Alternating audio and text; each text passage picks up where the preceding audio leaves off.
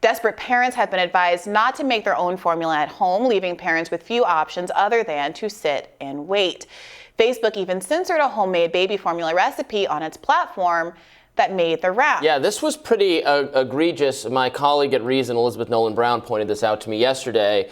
This is just a mom who had a homemade formula, a recipe for baby formula, and the Facebook fact checkers, which I've complained about on this show before, are the very worst content moderators of all.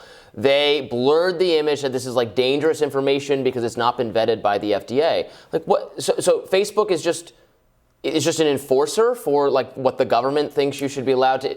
People have made, and then if you look closely at what this formula was recommending, it was using I think corn syrup, which is has been a part of baby formula recipe. Well, do we know? Okay. This specifically has not been vetted by the FDA, but it is composed of elements that have been approved by the FDA. All right. Robby, like it's composed of elements, the difference between like hydrogen peroxide and hydrogen gas, like poisons are comprised of the same chemicals that are right. in things that are perfectly healthy for us. So I'm not but trying Facebook to say wasn't saying this was poison. It was just saying the FDA has not vetted this to establish that it is not poison. I hear that, and I don't disagree. I want to point out that I would be curious to know if this formula actually is or is not harmful, because I think it is true. I mean, we can say that we don't like this censorship without also dismissing the fact that there are real safety risks here from people sharing these formulas. So if you read that post, it's like, my grandmother, this is my family formula, my grandmommy gave this to me or whatever, and it seems very folksy and homey, and it makes me want to trust it. But that could be an issue if it's not actually up to safety. And I wonder what you think of a measure, instead of blurring it out like this and not allowing people to post it, if they were to start putting those little like warning banners under stuff the way they do for, Trump, election stealing misinformation and things like that, where they allow it to be posted, but they just say, warning, this might not be accurate information. Warning, you should check with your doctor. I guess they could add a little label that says, this recipe has not been approved by the FDA. Fine, they can let us know. I don't care that it's not been approved by the FDA. The FDA is not the ultimate arbiter of all truth on earth. But if that, like, who is this serving? Well, it is serving. Robby, see, this is where we disagree. I'm totally with you on the structural dangers of having this much intervention from these private companies on what speech goes out into the world.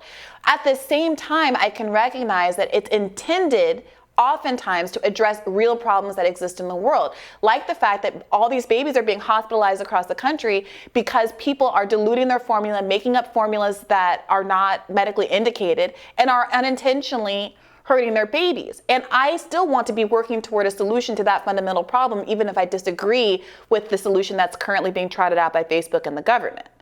Which might be, this is a real problem that we're dealing with the, mass media and the way that you can distribute facts far and wide in the way that wasn't possible before. Before, if I tell my neighbor, hey, this is a formula I use, the worst thing I can do is maybe like cause a couple hospitalizations on my cul-de-sac. Nowadays, if I can post something, dress it up so that it's a folksy sounding, legitimate sounding recipe that's been used for years. It may or may not be. But I found myself really taken by that post, and then I thought to myself, I had no way of knowing this is representing anything that's authentic. And it can spread to millions of people and potentially cause damage. And I don't know what to do about that. I don't know how to address that. I'm much more for a minimalist version of pushback with a labeling, if anything, as opposed to blurring it out. But I think we have to recognize the underlying concern. My colleague, Elizabeth Nolan Brown, who is, she's a new mother herself, and she's more of an expert in nutrition than I am. More than you? Kilowatts? Kilowatts.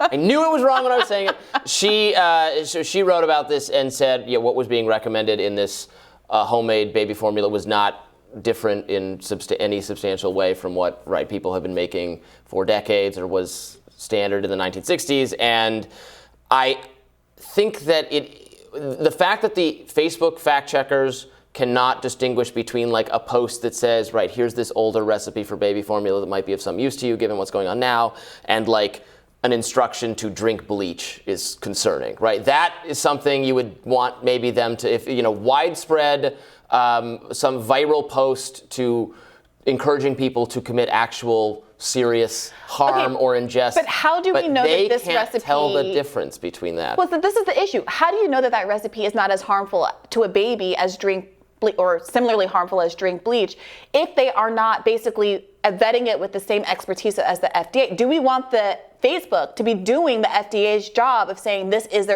or is not a I'm not even sure I want the FDA recipe doing the FDA's job. Well, I certainly don't okay. want Facebook doing it.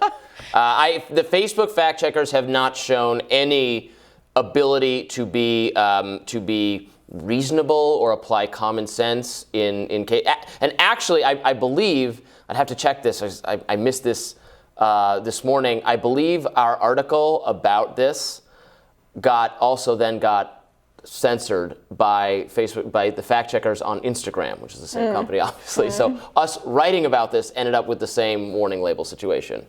Blurred, frustrating. blurred, or the blurred, the blurred, but it's blurred with this like false information kind of banner, which again was something I've been hit with in the past when they claimed I was making.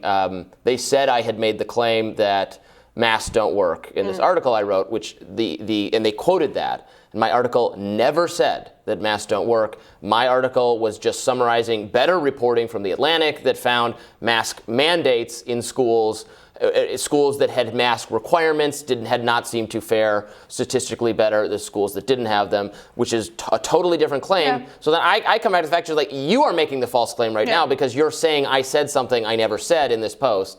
And they did fix it in that case. Yeah, you got Yankowiczed. Yeah, I got Yankowiczed, yeah.